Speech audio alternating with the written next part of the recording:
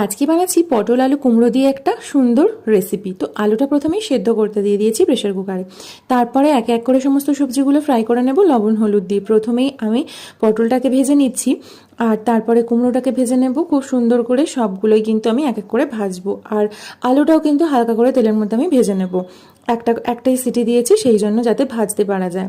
তো চলো, সমস্ত ভাজা হয়ে গিয়েছে।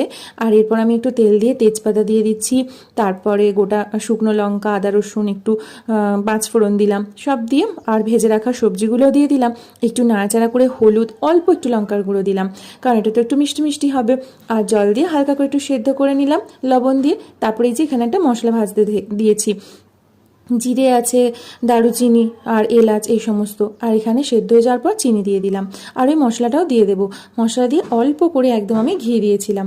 ব্যাস, তাহলে কিন্তু কমপ্লিট হয়ে গেল আজকের এই সুন্দর একটা রেসিপি। রুটির সাথে, পরোটার সাথে কিন্তু দুর্দান্ত লাগবে।